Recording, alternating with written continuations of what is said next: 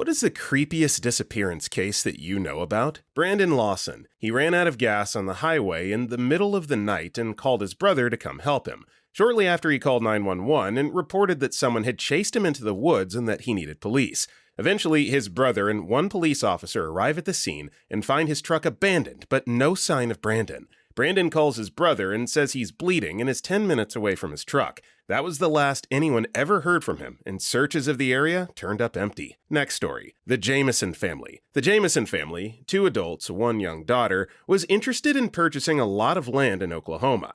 They drive out in their pickup truck and check it out. Truck is later found abandoned. $32,000 cash found in truck, along with the Jamesons' IDs, wallets, mobile phones, and a GPS. The family dog was also left in the truck and was extremely malnourished. A camera is discovered. The final picture was of their daughter, 6-year-old Madison, who looks somewhat distressed. Security footage is uncovered, with the family appearing trance-like and not speaking to one another. The Jamesons' skeletal remains are found weeks later, dumped less than 3 miles from where the pickup truck was originally discovered. Remains show no signs of struggle. Next story. I remember reading about the disappearance of Susan Powell in a similar one of these threads a few months back. It's a wild story. Husband and wife, with 2 young sons, have a bad marriage. He's abusive and controlling, plus at one point they had to move because the husband's father was in love with the wife. Things get so bad, she starts fearing for her life. Then, one night, the whole family disappears, only to have the husband come back a few days later saying that he and the boys went camping and he had no idea where the wife was. As the investigation into what happened to the wife goes on, the husband acts more and more suspiciously, eventually moving with the kids to live with his father that they moved away from in the first place, but then lost custody of the kids because the father got caught with a bunch of CP and hundreds of creeper shots of Susan. Finally, during a supervised visit, the husband grabs his sons from the social worker, holds himself up inside his house, and then blows it up, unaliving himself and both the boys. All the while, they never solved the mystery of what happened to Susan Powell, and she's still listed as missing, although presumed murdered and dumped somewhere by the husband. It's a sad, crazy tale. Next story. The Sodder children disappearance. On Christmas Eve, December 24, 1945, a fire destroyed the Sodder home in Fayetteville, West Virginia. At the time, it was occupied by George Sodder, his wife Jeannie, and 9 of their 10 children. During the fire, George, Jenny, and 4 of the 9 children escaped. The bodies of the other 5 children have never been found. The fire was blamed on faulty wiring. However, one of the jurors involved in the inquest had, at one point, threatened George Sodder, saying his house would be burned and his children destroyed. The Sodders continued to question the official findings about the fire. They wondered why, if it had been caused by an electrical problem, the family's Christmas lights had remained on throughout the fire's early stages, when the power should have gone out. A telephone repairman told the Sodders that the house's phone line had not been burned through in the fire, as they had initially thought, but cut by someone who had been willing and able to climb 14 feet up the pole. A missing ladder belonging to the Sodders was found at the bottom of an embankment soon after the incident. A man whom neighbors had seen stealing a block and tackle from the property around the time of the fire was identified and arrested. He admitted to the theft and claimed he had been the one who had cut the phone line, thinking it was a power line, but denied having anything to do with the fire. However, no record identifying him exists, and why he would have wanted to cut any utility lines to the Sodder house while stealing the block and tackle has never been explained. Jenny Sodder also had trouble accepting Morris's belief that all traces of the children's bodies had been burned completely in the fire. Many of the household appliances had been found, still recognizable in the ash. A local crematorium supported her theory. The truck's failure to start was also considered. George Sodder believed they had been tampered with, perhaps by the same man who stole the block and tackle and cut the phone line. The only bone fragments ever found on the site were a few human vertebrae fragments, although these were confirmed to have never been exposed to fire. Next story. In about 1971, a lady in Boca Raton reported her daughter missing. Her boyfriend was also missing along with his van. At some point over the years, she hired private detectives to look for the two. At one point, she was told they were living in San Francisco. She was once told her daughter had a child. She never could understand why her daughter broke off contact and continued to look for her daughter. Along the streets in South Florida, there are usually drainage canals that drain the Everglades to the ocean. Some are quite deep. In about 2000, they dredged a canal not far from her house and found the van. Daughter and boyfriend were both inside. All those years, they were just down the street. At least she had closure. Yeah, that's gotta be tough to at least have like some glimmer of hope that they might still be alive, albeit living across the country in San Francisco, and then to discover that they were gone this entire time just right up the road. That's gotta be heart-wrenching. Terrible. Next story. Dorothy Jane Scott, young divorced mom working at a head shop. One day at a meeting, a coworker falls ill, so Dorothy and another coworker take him to the hospital. It's found that he has a black widow bite. Following his treatment, Dorothy goes to get the car. When the coworkers make it outside, they see Dorothy's car speeding towards them. She doesn't stop, and that's the last time anyone sees her. The next day, her car is found torched, but she's nowhere to be found. Over the next few years, her parents start receiving taunting phone calls asking if Dorothy is home, a call claiming to know where she is, and so on. 4 years later, a construction worker finds charred bones next to a highway. Upon forensic investigation, it's learned that they're canine bones, and the bones of Dorothy Jane Scott. It is deducted that they had been there for 2 years. Angela Hammond. While driving home, Angela Hammond stops at a phone booth to call her fiancé Rob and describes a creepy-looking man in a pickup truck in the parking lot. Her fiancé suddenly hears Angelina scream and drives into town to check on her. He passes by a pickup truck and sees Angelina struggling with an unidentified man. But after attempting a pursuit, the transmission on his truck gives out, and this is the last anyone ever sees of Angelina. She still hasn't been found and went missing in 1991. Next story. Rico Harris. He was a massive 6'9" former Harlem Globetrotter basketball player who had drug issues earlier in his life, but had made a full recovery and was getting his life back on track. He was driving along California's Interstate I-5 from his home in Southern California to Seattle to live with his girlfriend. He was somewhere just north of Sacramento, exhausted, and told his girlfriend over the phone that he wanted to check out the mountains. All calls stopped since then. His car was found a couple days later by a patrolman near a rest stop in the mountains. A massive search was launched. No signs of him. The strangest part? A driver later reported seeing a massive 6'9" individual wandering down the highway,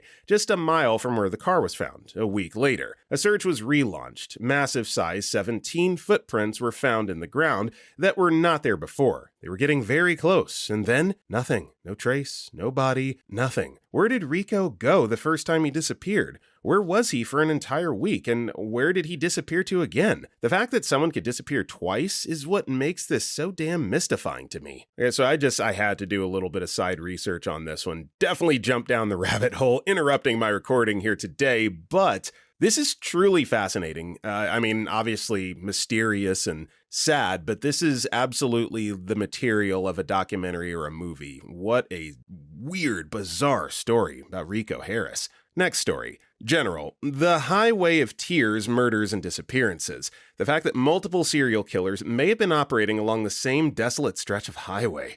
Brr. Specific. Dorothy Jane Scott. She received anonymous threatening calls for months before someone abducted her in a hospital parking lot. Her car was last seen by her friends, speeding away with the headlights on bright so that it was impossible to tell who was driving. Her family continued to receive taunting calls from her stalker for years afterward, yet the man never stayed on the line long enough to be traced or identified. Next story. It's not very creepy, but there's a case in my city that gives law professors and teachers and philosophers intellectual boners. Back in 2002, some guy kidnapped a banker's son. After he was caught, he refused to tell the police where he kept the boy. When it became apparent that the boy couldn't survive much longer on his own, the police president, a guy called Dashner, threatened to kidnap her with torture because he didn't know that the boy was already dead. The case is known as the Dashner case. The English Wikipedia page is very brief, but it's the biggest and most controversial case around here. Edit. Some more background. The kidnapper was a law student, even at my uni, but that's just a fun fact. He met some rich kids there and pretended to be rich as well. He maintained a lifestyle he couldn't afford, used up the money his dad had saved up for him. He met the victim's sister and got to know the family well enough to occasionally drop the kids off at school. That way, he gained the victim's trust. He then kidnapped the victim, killed him, and then demanded a ransom of 1 million euros. He wanted to be able to keep living his easy life. He took the money, but the police watched him and kept him under surveillance. When he didn't release the victim, they arrested him. Not knowing that the boy was already dead, they became worried about his safety and threatened to torture the kidnapper. He gave them the details about his victim's whereabouts, and they retrieved the dead body from a pond. Next story. Okay, so this is a friend of mine. Yes, an actual friend of mine. He was the father of a very good friend. He went for a rather short hike with his wife, her children, and a friend of hers somewhere in Bavaria. The children were dropped off at a climbing area while the three of them went on for about 10 to 15 minutes till they found a nice spot to sit down. At least the two ladies sat down. This was at a sort of crossroads behind two large rocks, so they couldn't see the path they would continue to hike. My friend decided to advance a bit so that he could take some pictures. At this point, they were a 30 to 45 minutes walk away from the car. The ladies talked for about 10 minutes at most. Then it slowly began to rain and they decided to leave. So the wife called her husband's name, but he didn't respond. She was holding his cell phone. They went past the rocks and there was no one to be seen. It was a rather large area. You would have needed to walk 10 minutes straight to get out of sight here. I was there the next day and looked around. There were a lot of nice places to take pictures, so it's weird that he would have spent the 10 minutes walking straight away. The wife told the authorities about this. They searched the area with helicopters and dogs, and the dogs picked up a scent, and some ranger dude even saw him walking around somewhere, where the dogs also found a scent. The trail went cold at a cliff aside the path that was difficult to search and climb. At the bottom, there was no trail for the dogs. There was nothing more anyone could do. He was missing for about a year until the body was found by a mushroom picker who went deep into the area. He knew his way around. It was nowhere near where they thought he went, and there were no bones smashed as they would have been if he fell from a cliff. They could identify him via DNA analysis, but no one knows what exactly happened. He had been diagnosed with Alzheimer's, but it wasn't bad yet. The worst I've seen him was forgetting where he put his keys the day before. Other than that, he was a bright and conscious person. Next story. It may not fit here because that case was solved, and it's technically a kidnapping case because we know what happened. But Stephen Stayner's case is really unsettling, albeit probably more tragic than creepy. In 1972, a 7-year-old boy, Stephen Stayner, was abducted by a child essayer named Kenneth Parnell, who essayed Stephen multiple times, even convincing him that Stephen's parents didn't want him, so Stephen wouldn't try to escape. 7 years later, Kenneth abducted another young boy, Timothy White, but Stephen figured out a way for him and Timothy to escape. They notified the authorities. Kenneth was arrested, and both boys were returned to their families. It sounds like a straightforward case with a happy ending, but it turned out to be anything but. Local DA's office didn't want to charge the abductor, Kenneth Parnell, with child SA, allegedly in a belief that they were protecting Stephen, because at the time, SA victims were seen as damaged goods. Kenneth Parnell was convicted of 2 counts of kidnapping, sentenced to 7 years in prison, and paroled after serving 5. His victim, Stephen Stayner, struggled to adjust afterward, and he was even bullied by other children for being essayed, and blamed himself throughout his life. But he apparently found his peace, as much that was possible, marrying his high school girlfriend in 1985. They had 2 children. He also worked with child abduction awareness groups. But in 1989, at the age of 24, Stephen died in a motorcycle accident. Stephen's older brother, Kerry Stayner, grew up to be a serial killer. He's currently on death row for torturing and murdering 4 women in 1999. Timothy White, the second abduction victim, whom Stephen basically rescued, died from pulmonary embolism in 2010, at the age of 35, leaving behind a wife and 2 children. The guy who abducted them was 76 years old when he died from natural causes in 2008, but thankfully, he had been rearrested in 2003, so he spent the last few years of his life in prison. The whole case is really unsettling, maybe the only kidnapping case where what happened afterwards is arguably worse than the mystery itself. It's almost like a curse followed or something. Next story. The Stacy Arras disappearance. It was in the afternoon on July 17, 1981, when a group of 6, plus Arras and her father, rode into Sunrise High Sierra Camp on horseback. The camp sits 9,400 feet above sea level and is regarded for its historic significance, being the final stop in Yosemite's Mountain Chalet Loop. It was built in 1961 to make backcountry an alluring destination for tourists, offering stunning wilderness vistas but also creature comforts like showers and reasonably comfy beds. Arras told her father that she wanted to photograph a nearby lake. It wasn't terribly far, just over a bluff. He declined to accompany his daughter, 14 at the time, but an elderly man from their group would tag along. At some point, the 77-year-old man grew tired and sat down to rest. Arras, seemingly determined to reach the water, trekked onward. Back at the camp, the group's tour guide remembered noticing her from afar. She was standing on a rock about 50 yards south of the trail, according to a summary of her official cold case file. That was the last time anyone saw Arras, or the last time anyone is known to have seen her. She vanished that day, without a trace, leaving only her camera lens behind. Next story. The disappearance of Bobby Dunbar. In 1912, his parents took him fishing on a lake in Louisiana, and he went missing. Police searched for him for 8 months and finally found a man named William Cantwell Walters who was traveling with a boy that resembled Bobby Dunbar. Walters claimed the boy was the son of a friend who had given him custody, and that the child's name was Bruce Anderson, not Bobby Dunbar. Investigators and positive ID from the parents determined this was actually the Dunbar's child and gave custody over to them.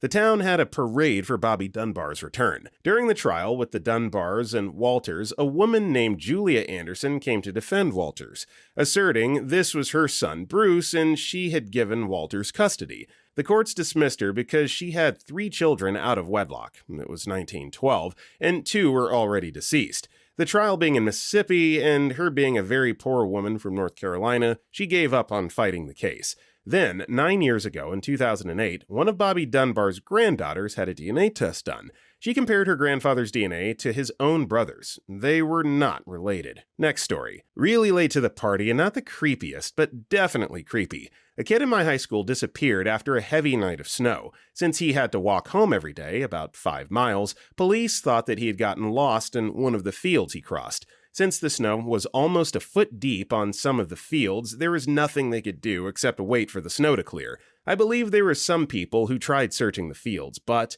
by the time they cleared out one area, it was starting to fill back up with snow.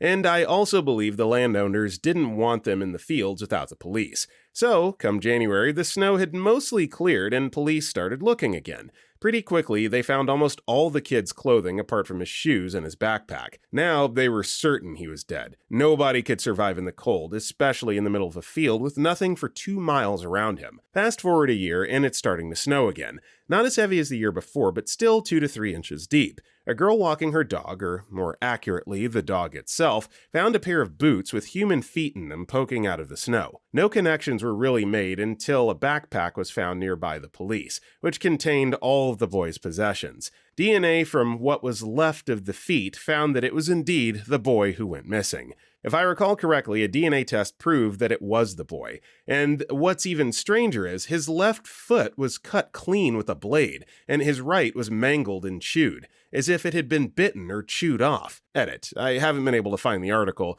The small town it happened in doesn't publish their newspapers anywhere online. However, after asking my dad if he remembered it, he told me that after the police called off the search for the boy, his parents got called by someone who claimed that the boy wasn't dead, and was actually in a nearby abandoned factory. After a bunch of people and police got together, my father included, to search the factory, they found one of the missing posters taped to a bin. Next story. Jennifer Kesse is an interesting one, and for me, it's local. They found her car a couple of blocks from where I live now.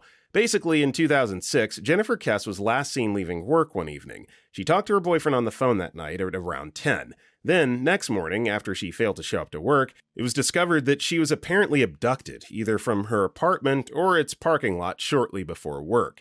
They found her car in a nearby parking lot later, but no sign of Jennifer. There wasn't much to go on until a security camera caught somebody dropping off her car, and the footage of this person of interest is what makes the case the most chilling. He/she has been called the luckiest person of interest in history. They were caught on camera walking past a gate, and despite the camera being pretty close, the camera only took one picture every 3 seconds, and his or her face is perfectly obscured in every shot. Even though it's so close, police still say they can't confidently say if the suspect is male or female. There are still flyers up around here for her, and I think of her often. I hope someday it can be solved. Next story. Johnny Gosh. Honestly, any disappearance freaks me out, though. It's so unnerving that people can just up and vanish without a trace. The hardest, for me, are the ones who we find out so many years later are still alive, but they had to endure hell on Earth. I'd rather be dead than have to go through so much torture, especially for so long. Yeah, that's one where, I think it's probably a split opinion on whether or not it's better off to just be put out of your misery or endure that torture and torment and then come out on the other side and still be able to live your life. I honestly don't know. Next story. I was working at Holloman AFB in New Mexico. I was working security forces. Our supervisor, T. Sargent, drove me and another airman to a vault out in rural New Mexico, still on AF land. They said, guard this door and shoot anything that comes out. Weird, right? I do my shift, and 2 people relieve us. I know both of them from the dorms. The next day I go out to relieve them, no one is there, and the vault's door's not locked. It locks from the outside. I call my supervisor. Multiple vehicles show up. I get pulled into a room and get out-briefed. In short, I'm not allowed to tell the location or the equipment in, around the vault, what time or date, etc. What was in the bunker? What happened to my wingman? He never came back to the dorms. I never saw him again. The squadron commander, 05, never brought it up during any briefs.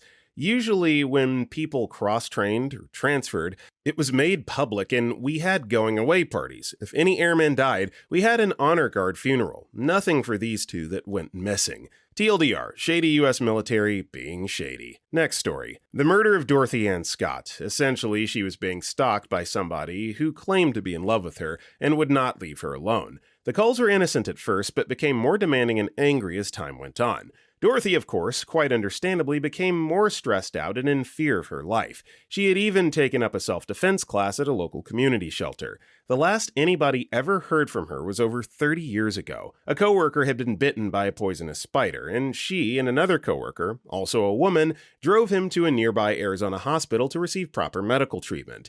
After everything was all clear, she went into the parking lot to grab her car and drive to the main entrance to pick up her friends. Except she pulled barreling out of the parking lot extremely fast, going the wrong way, almost hitting her coworker who was trying to make sense of what was going on. She had been on the way to pick up her son, and they found the car she drove on fire in a ditch off an exit on the interstate somewhere in the desert. She was never seen again. Her mother still receives calls from who the police presume is the suspect. The calls discontinued several years ago, prompting theories perhaps the killer is dead or had disappeared. Edit. Got a couple details wrong since I did this off of memory before leaving for work this morning. This happened in California, and her name is Dorothy Jane Scott. Next story. I'm personally perplexed by the disappearance of a Japanese woman named Mayumi Arashi. The 27-year-old left her house stating that she was going to meet a certain classmate of hers and never returned. Her older sister, Yoko, later checked with this classmate, who stated that such a meeting was never promised and thus never happened. Her whole family started searching for her, but to no avail. There is an investigation which pinned a guy called A as the prime suspect. This was due to another note that Mayumi left, stating how she had been betrayed and was sorry. In addition, Yoko stated that she received a call from A, who claimed to have met Mayumi that afternoon she disappeared, and wanted to be in jail if Mayumi ever turns up dead. The day after Mayumi's disappearance, police tailed A and found him entering a mountain, or a foresty place or something, carrying 2 cans of juice. The police then lost track of him. Now, it would seem like Mayumi's family, especially her sister Yoko, were extremely cooperative in helping the police, and that A was the prime suspect. This case blew up over the internet after an interview with the father. A news station went to interview the family over this case, and upon interviewing the father, many internet users spotted a mysterious note posted on a wall behind him that the news crew failed to catch. The note, in Mayumi's handwriting, said, "Don't trust what Yoko says." Next story. In Toronto, 5 men from the gay village are missing between now and 2010.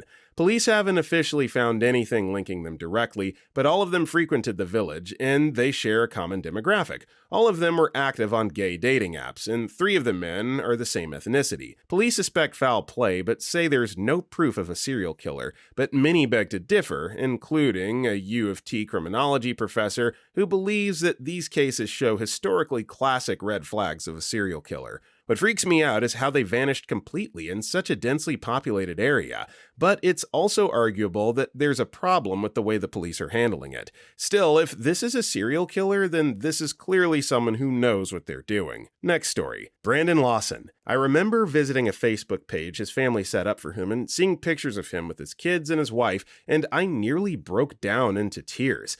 The basic summary is, Brandon gets in an argument with his wife while at home, so he drives off. Some say he drove away to clear his head, others say he went to visit his dad. While driving, his truck runs out of gas and he makes this confusing phone call to 911. He's never seen again. A few minutes after the first phone call, however, he made a second one to his brother, not publicized, and told him that he was bleeding. That was the last they heard of him. Possible call transcript. Operator, 911 emergency. Lawson. Yes, I'm in the middle of a field. This guy just purged some guys over. They're out here going towards Albine on the Bronx side. My truck ran out of gas. There's one car here.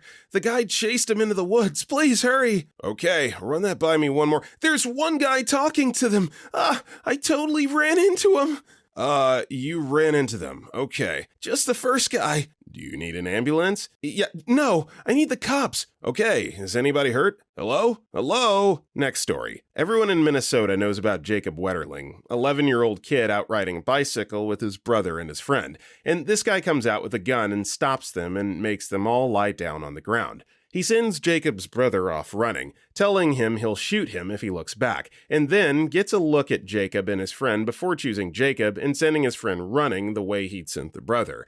They finally found him last year and caught the guy who was responsible, after almost 30 years of nobody knowing what had happened. The other one that came to mind was Jody Huizentrud, a news anchor that disappeared in 1995. A public and popular face that most people in the area would recognize, and she vanishes without a trace one morning after oversleeping and missing work. The striking thing about that one is just how little there is to read about it. After all the details leading up to her disappearance and the signs of a struggle in the parking lot at her car, there's just nothing at all afterward. No real updates. As far as I know, there aren't any suspects, no leads, and she's still just gone. Next story. The Dutch girls who went missing in Panama is both creepy and mysterious, to say the least. This is a great read, but also a sad story. I haven't read it in some time, but I think they had determined that they had gone off the trail, and possibly one of them had fallen and gotten injured. The other girl went to go find help, and when it got dark, all she had was a camera to light her way. So the story is she had some pictures of darkness in a jungle that are unsettling. Extremely creepy and sad, as they both most likely died of exposure, but there has been speculation of a malicious actor in the case. Dennis Martin. Dennis disappeared while playing with two other kids in the Great Smoky Mountains on a camping trip. While sneaking up to scare the parents, two of the boys went one way while Dennis went around another way. The two boys that were together jumped out, but Dennis was never seen again. There are some odd factors involved in this case, such as the unkempt man. A man and his son hiking thought they had seen a bear, but when the father focused on what they were looking at, he believed it to be a man with something over his shoulder attempting to hide in the bush. It should be noted that Dennis was said to have had a mental disorder of some kind, but this is still an odd case nonetheless. Next story. Ray Gricar. He was the Center County District Attorney in PA. In 2005, he went on a road trip, never to return. His car and cell phone were found in a town between State College and Harrisburg. His laptop was found ruined by the Susquehanna River. No one knows what happened to him. Some speculate his disappearance is connected to the Penn State's essay scandal, which came to light in 2011. Next story. The disappearance of the Sodder children. At home, occupied by 9 of the 10 children in the family and the 2 parents, went up in flames in the middle of the night on Christmas Eve. The parents and 4 children escaped. 5 were in the upstairs room and had not escaped. The father tried to get up to them on a ladder, but the ladder was missing. He tried to drive his truck under the window to climb on top, but his car wouldn't start. The fire station was under 3 miles away, but they did not arrive until 8 hours. After the fact, they sifted through the rubble and soot to look for the children's remains. Nothing was found, even though they found metal pipes and remains from the house. No bones, no flesh. Given the fact that crematoriums cremate people at 2,000 degrees Fahrenheit for 3 to 4 hours, and there are still remains, this is super odd. The fire's cause was ruled faulty wiring. However, the wiring had recently been checked and declared completely functional and safe. Also, the lights in the house stayed on during the fire. Doesn't add up. Fast forward a number of months. Mr. and Mrs. Sodder are starting to look into it themselves. Not only had someone threatened that their house would go up in flames and their family be destroyed recently beforehand, but Mrs. Sodder heard a bang on the roof and then rolling, then fell back asleep. They found remnants of what they thought could be a pineapple bomb, used in the wars at the time, 1945. A waitress had reported seeing 5 children with 2 standoffish men at a breakfast place the next morning. The family ordered a PI to look into it. They paid him only to never hear from him again. The fact that freaks me out the most is that they got a picture in the mail 23 years later. It was a picture that looked to be of their son, 9 when he went missing. At the current time, he looked mid-20s to 30s, dark brown eyes and curly dark brown hair. On the back was written, Louis Sodder. The family never stopped searching for the children, and even today, the next generation of Sodders look for answers. Still a complete mystery. Freaks me out. Next story. A little late, and this comment will probably get buried, but worth a shot. In high school, my mom's best friend's brother went out across the water to an island in Anacortes, Washington, with 2 friends. One of the boys' parents lived on the water, so they could hear the boys across the water on the island that wasn't too far away the entire night. All of a sudden, they went silent and they were never seen again. No rowboat, no life jackets, and no bodies were ever found. They were presumed drowned, but what's bizarre is that the parents never heard screaming or distress from across the water. Next story. Tara Calico. On September 20th, 1988, in Belen, New Mexico, she went for her daily bike ride and never came back. Her mom actually used to accompany her on these rides, but stopped because she felt like she was being stalked by a driver. She tried to get Tara to carry mace, but Tara refused. That day, her mom set out to look for her along the trail and didn't find her, but pieces of her Walkman and a cassette tape. Several people saw Tara riding her bike, which has never been found, but no one witnessed her abduction, although they did see a light-colored pickup truck following her. On June 15, 1989, a Polaroid photo of a young woman and a boy, bound and gagged, was found in a convenience store parking lot in Florida. The photo was thought to have been taken after May 1989 because the type of film was not available till then. Tara's mom thought the woman in the photo was Tara, given a similar scar on her leg from a car accident. The boy was thought to be the missing Michael Henley, also of New Mexico, but that later proved to be untrue as Henley's remains were later found in the forest a few miles from a campsite from which he had disappeared in 1990. More photographs have surfaced of a female bound and gagged, but they haven't been released to the public. The female in the photos has been suspected to be Tara, but the boy remains unidentified. Next story. This actually happened locally to me. A woman went missing a few months ago from a neighboring town. She was a school teacher, and unlike her to just up and go.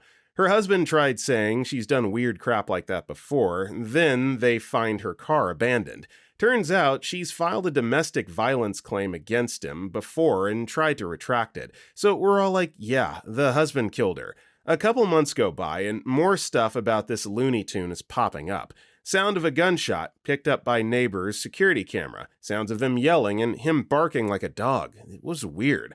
Helicopters flew over the swampy area by my job looking for her body. Finally, a few weeks ago, he calls the cops, tells them where to find her, and unalives himself. Sure as crap, they find her body right where he said. Next story. On St. Patrick's Day in 1995, in my hometown of Pickering, Ontario, 6 teenage boys went missing. They were doing some drinking that night and got the idea to go down to the local marina and steal some boats. They took 2 small boats out onto Lake Ontario and were never seen again. The only item ever found was a gas can from one of the boats, and it was found near New York State. No bodies have ever been recovered, not a single article of clothing in neither of the boats.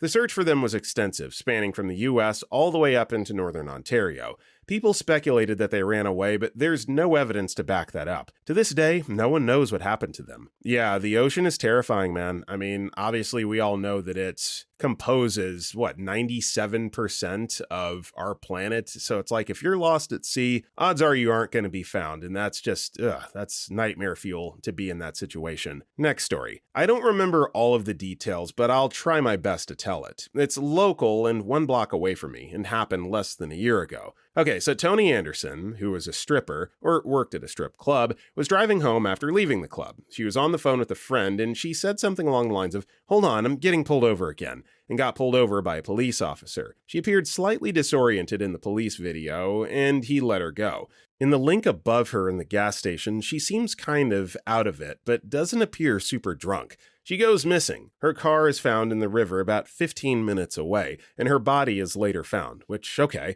sounds like she was just drunk and drove into the river. But knowing the area and some other facts is what makes it kind of fishy. One, there's a video of the officer pulling her over, talking with her, etc. Then he lets her go. But there's another video of him watching her after the pullover, and he parks across the street from the gas station and watches her. And then, when she leaves, he starts to follow and turns his video camera off. Two, the area that the car was found is almost impossible to accidentally drive into the river, drunk or not.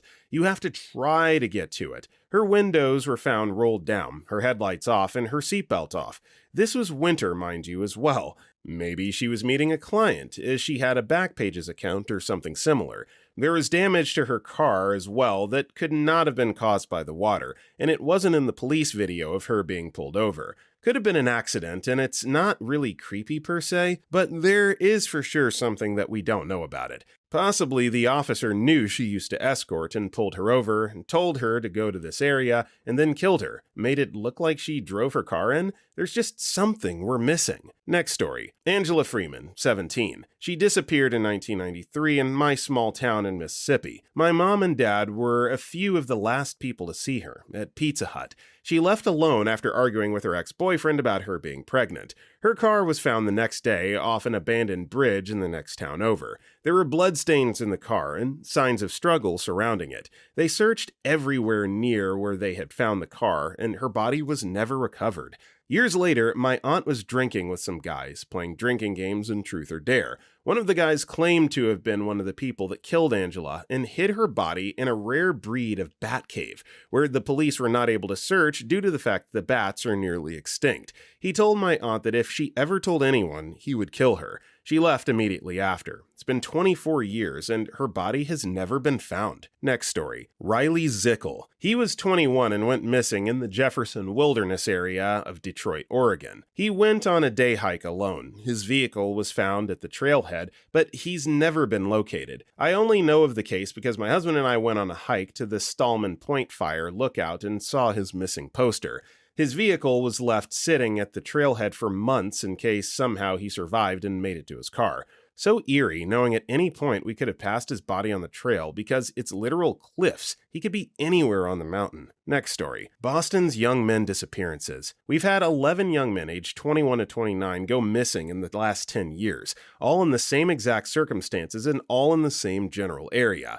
I was living in Boston for 3 of them and watched from the road when they pulled one of them from the Charles River. All of the victims have similar appearances and stories. They're usually skinny white men who smoke cigarettes. They're handsome and visiting Boston for a game at the Garden or a popular drinking event like a beer crawl on St. Patrick's Day. They go out with their friends at a bar, usually in the same area, and then go missing. It's super creepy. My guess is something to do with the mob, which very much exists in Boston, but who knows? Next story. A little late, but this is an equally interesting and creepy one from a neighboring town where I live. Mary Marshall Lands disappeared from her apartment March 12, 2004, and no one has seen her since. I remember growing up and seeing the billboards around town about her disappearance, but didn't really know the extent of it until I got older. Her then boyfriend at the time had been living with her and was the last one to see her before she left her apartment around 10 p.m. The couple apparently had an argument, which caused her to leave to take a walk. She left her keys, wallet, and cell phone in the apartment and took her empty purse with her. Her boyfriend had been known for abuse in prior relationships, which caused him to be the main suspect in the case. After her disappearance, the entire town got behind the search effort, but nothing was found. The family of the boyfriend owned and operated a pig farm, which is known around town to be Mary's final resting place. The farm was searched, but nothing was found, though pigs are known to eat even bones. Years after her disappearance, her then-boyfriend was sent to 6 years in prison for holding his then-girlfriend against her will as well as SA. Despite this, the local police have yet to discover any information or evidence that can pin him to the crime. The police continue to dig through evidence and hope for any information, as the town she went missing from is extremely small. The private investigator hired by the family believes that her remains are within 10 miles of the fountain in the middle of town. This one hit home for me as I grew up in the area and now personally know the family through business endeavors. It's scary and tough for me to see them deal with her disappearance. Next story. I believe around 2005 to 2006, I was working up at Crater Lake National Park when we unfortunately had a kid go missing in the park. If I recall correctly, he was around 10 and maybe had some emotional issues. He apparently had an argument with his father and took off into the woods. His father searched for him and then got the rangers involved, who searched for him with no results. That night, we had the first real snow of the year, at least a foot or two, I think. I don't know if he ever turned up. I don't recall ever hearing anything. That kind of stuff happens in the parks all the time, though. Those places are often giant, inhospitable wildernesses with small patches of civilization that give a false sense of security to too many people. Next story. I live in the middle of nowhere in the deep woods, as in everything's an hour drive. Need to go to the store? Hour's drive. Hospital? Hour's drive. So there's a lot of unmarked, unpaved, unsettled dirt roads that go on for miles and miles and miles. I don't remember the guy's name, but he was in his mid-30s, I believe. He went down one of the dirt roads one night to go to a friend's party, but he never showed up. A few hours later, his friend called someone to see where he was and to go look for him, and they found his truck running, with his dog in the back, radio playing, and lights on with the door open. It's been 4 years now, and still nobody's found a body. This happened not all that far from where I live, too. Next story. A bit late and not exactly creepy, more scary and dumb. Also, he's not exactly missing because they technically know where he is and what happened. But my mom grew up mostly on a farm, and she had a friend who was a brat that wouldn't take no for an answer no matter what it was about because he knew better or something. But on my grandparents' property, in addition to sinkholes, is a giant boulder covering a hole. It was put there on purpose to stop dumbasses from doing dumb stuff. If this was a normal person, that's where the story would have ended.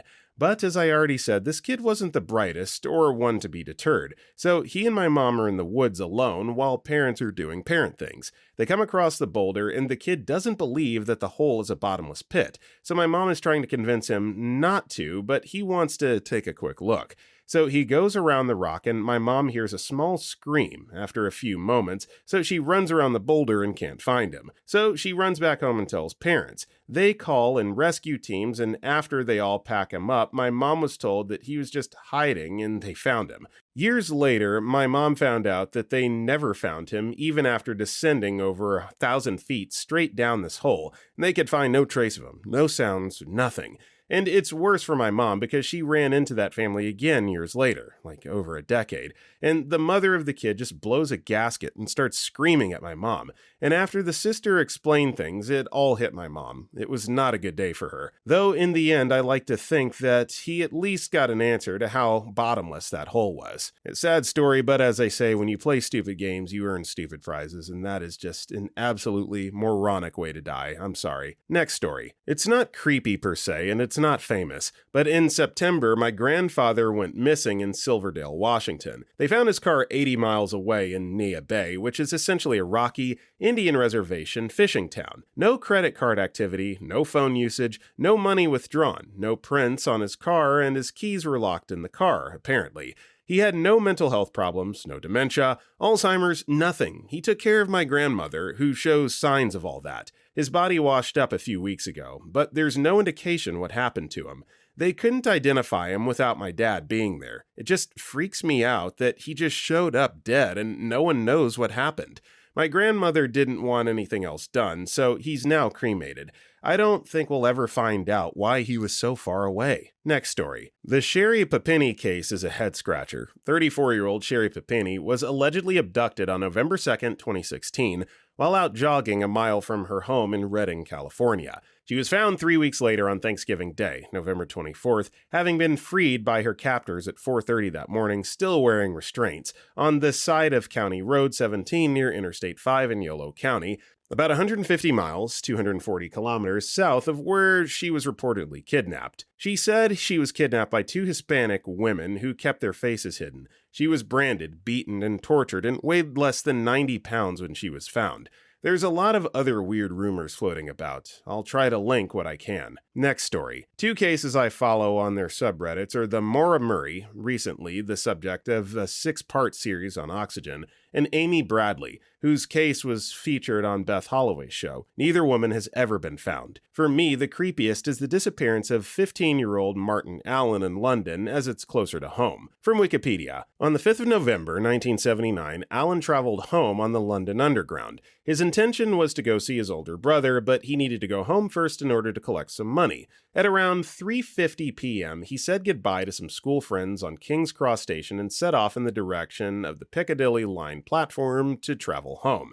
This was the last positive sighting of Allen, and he failed to reach either his parents' or his brother's home. When he was reported missing, a large-scale police operation was launched, supported by a media campaign. This failed to locate Allen, though a witness did come forward to report seeing a boy fitting his description in the company of a blonde-haired man aged about 30 on the Gloucester Road Underground station.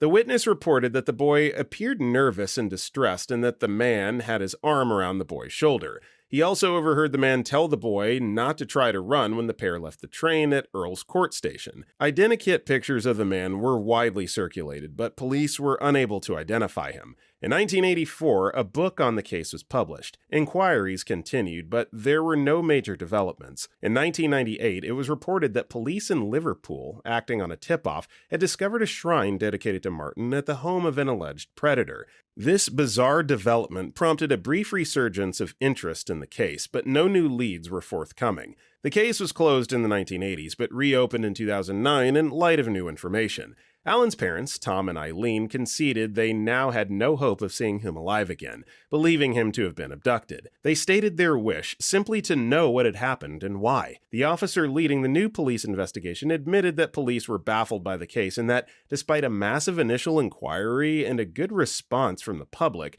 they had few leads. Tom and Eileen have both since died. In 2012, British police initiated a number of new investigations into child abuse allegations dating back over the previous 20 to 30 years. This included a reinvestigation of the Elm Guest House child abuse scandal. Elm House was a London guest house where it was known that exploitation and abuse of children had taken place repeatedly over a prolonged period of time during the 1970s and 1980s.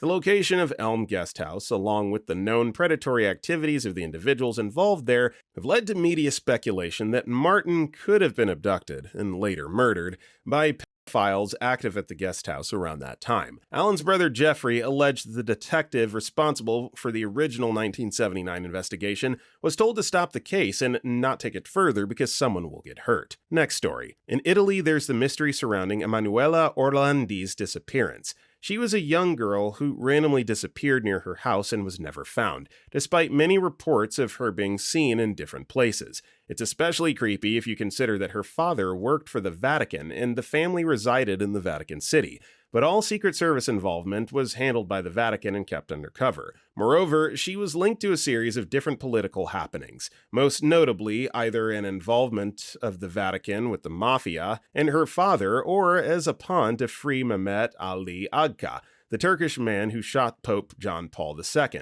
Her remains were never found, and people keep coming up with anonymous testimonies which have never yielded a result.